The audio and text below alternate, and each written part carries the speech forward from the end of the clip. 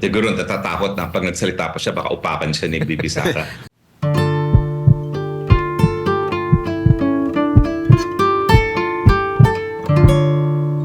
Nabanggit nga nitong si VP Sara yung sinasabi niyang mga kasinungalingan nitong PNP chief na makailang beses na nababanggit sa press con, mga interviews at nadadawit itong si VP Sara na sabi nga ni VP Sara, tama na, hindi ko na maatim yung lahat ng mga kasinungalingan na ginawa mo. Gaano kadelikado ito, attorney, na mismo ang pinuno ng pambansang pulisya ay may ganitong mga hakbang pala.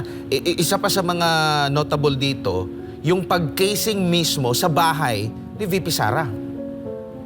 Well, nakapagtataka nga yun eh. Bakit tinuturing na kalaban ang ating Vice President samantalang siya ang pinakamangalawang mataas na opisyales? Alam mo, yung katunggali na si Lenny nung panahon ni dating Presidente Duterte, ang alam ko dyan ni minsan hindi yan tinuring na banta para i-casing ang kanyang pamamahay, no? So ngayon talaga, malinaw na baka meron talaga silang mga plano na sa susunod na mga panahon, pagbintangan, bigyan ng paratang ng krimen laban kay VP Sara at tuluyan ng arestuhin. At nandyan din siyempre yung usap-usapan na dahil siya ay dinawit ng mga teroristang CPP, NPA doon sa kaso na nakabinbin ngayon kay dating Presidente Rodrigo Roa Duterte sa ICC na mukhang at lumalabas naman, no, alinsunod dito sa revelation na kinikisig ang bahay niya, mukhang talagang may intensyon na ipakulong sa Hague ang mag-amang Duterte nang sa ganon yung kanilang kandidato para sa presidente na walang pag-asang manalo bilang presidente magkaroon ng tsansa man lang. So malinaw po yan na talagang political harassment po talaga ang nangyayari sa lahat ng mga kalaban ng administrasyon na ito. Attorney, kung isang ordinaryong Pilipino ang manunood at makikinig at babasa dito sa open letter nga ni VP Sara kay Romel Marbil, abay, pangalawang pangulo na yan. Yan ang may pinakamataas na botong nakuha ng eleksyon at naniniwala at nawala na ng gana at baga kumpiyansa dito sa PNP chief. Anong magiging implikasyon nito sa hanay ng kapulisan? Well, una-una, no?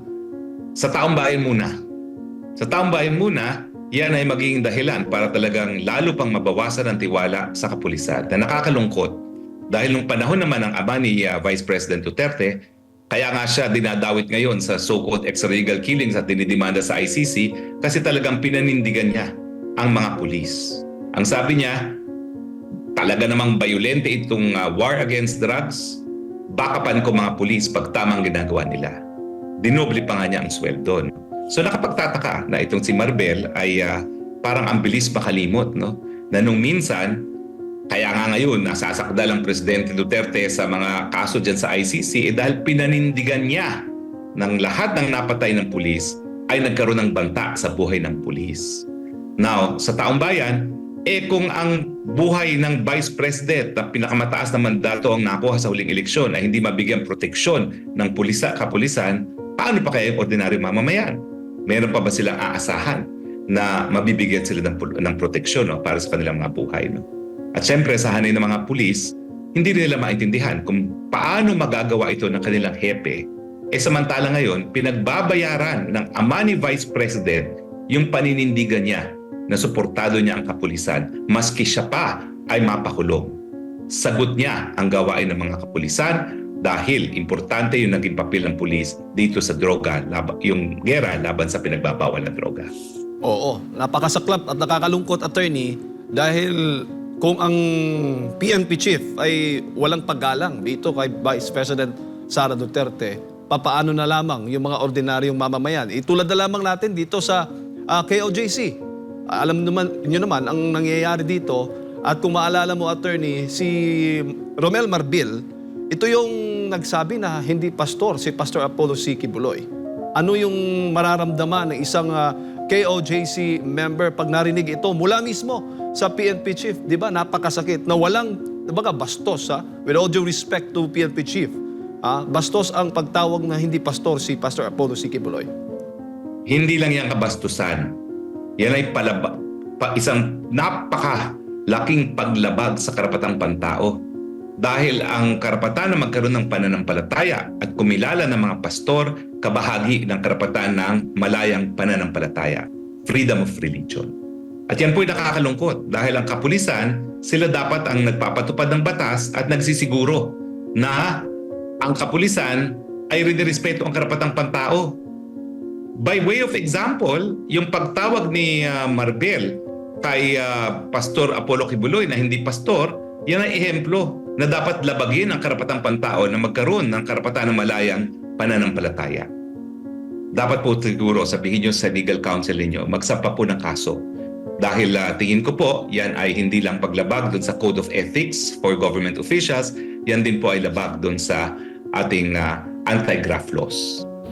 Yung paunang salita ni VP Sara, attorney, wala nang wala nang PNP chief, wala nang general, diretso na open letter to Romel Marbil. Romel. Tapos kama agad, diretso na. Kumbaga makikita natin na galit na galit itong pangalawang pangulo sa pangyayari at tila nawawalan na rin siya ng respeto dito sa PNP chief. Mas malalim ang tingin ko dyan. Hindi lang yan respeto.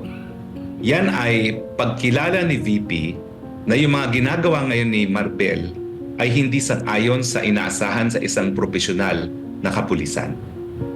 Kaya tinanggal niya yung titulo. You're not conducting yourself as a professional member of the PNP and you do not deserve to be addressed by your title. So hindi lang po galit yan. Yan po talaga ay paghiwatig ang iyong gawain, hindi gawain ng isang profesional na pulis. At tinanong naman ng media, kinuna ng pahayag si PNP Chief Marbel, kaugnay nga dito sa naging open letter ng Pangulo, siguro sinusunod lang din niya yung pahayag ni VP Sara na wag na kailanman banggitin yung kanyang pangalan. Kaya siguro hindi na siya sumagot, attorney, nung hinabol-habol siya ng media para makuha yung kanyang pahayag. Siguro natatakot na pag nagsalita pa siya, baka upakan siya ni VP Sara. Pero attorney, ang nakakatakot at nakakabahala din, di ba malayo o posible bang mangyari kung yung assassination plot na ginawa doon kay dating US President Trump, maaari ho bang mangyari din yan kay VP Sara? That's on Marbel pag binangyari yan. Ang iisipin ng tao, kaya pala tinanggalan ng pulis para magkaroon ng pagkakataon na mapatay si VP Sara. That's on him.